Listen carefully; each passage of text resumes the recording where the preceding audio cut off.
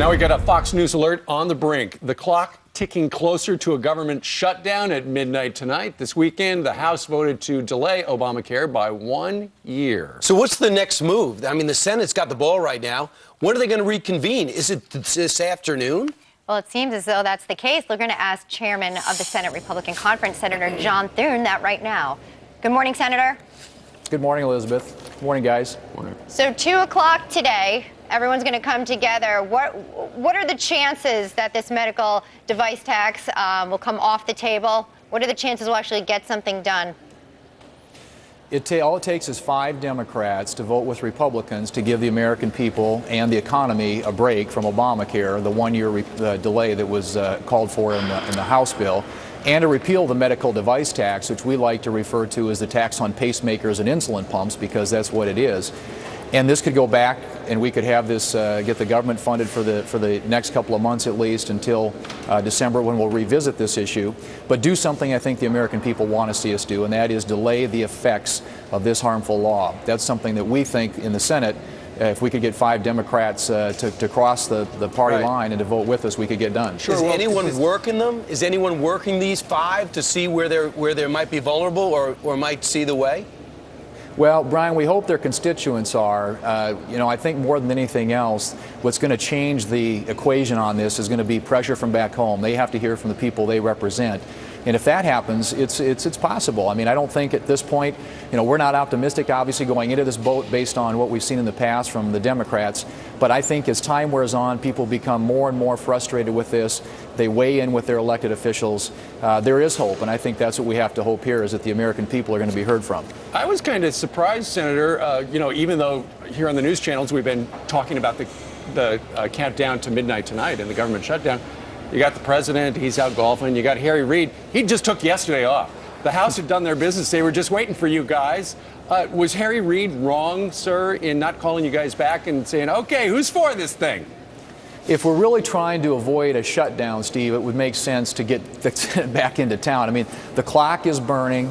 Time's a-wasting. Midnight tonight is when this all happens. And so I think what he's trying to do is maximize pressure on the House, wait till the very last minute, send something back to the House, and force them to act. And, I think in some respects the president and Democrats here in Congress would like to see a government shutdown.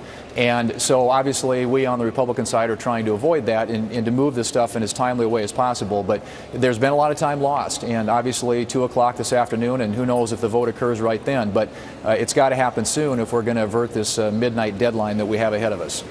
How do you keep hope, Senator, when you hear the terms dead on arrival when it comes to your proposals?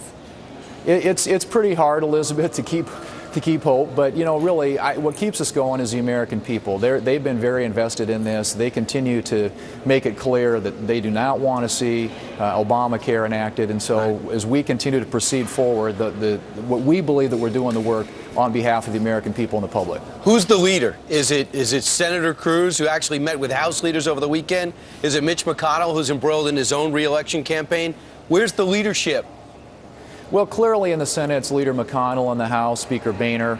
Our guys are working together as much as they can to try and get a good result here. Obviously, we want to have a strategy we can all rally behind. Sometimes we have differences of opinion about what's the best way to proceed, but everybody here, among Republicans at least, agree that this is a bad law that needs to be delayed, and the American people agree with that. All we're seeing so far is higher premiums and fewer jobs, and I think that's the result, the net effect so far of Obamacare, and why there is so much interest, I think, among the American people in trying to get it delayed or repealed. Sure. I know you're not a gambling man, but exit question, what are the odds that things are going to shut down at midnight tonight? Well, I suppose you'd have to 50-50. I hope it can be avoided. We're going to do everything we can to avoid that. Obviously, as I said before, Republicans here on Capitol Hill have been working very hard to prevent that from happening. But it's all going to be in the hands right now of the Senate Democrats, Harry Reid, and whether or not the president wants to get invested in this issue. All right. Senator John Thune joining us today from Capitol Hill. You got a busy day. Of course, you got like 6-7 hours before Harry hits the hammer and starts your day. Well, we count on you guys to get us fired up on Monday morning. So. Okay. All right, we'll be your 5-hour energy, but that'll only get you to about 12. All right, thanks a lot, Senator. Thanks, Senator. Thanks, guys. See you. All right, let's go over.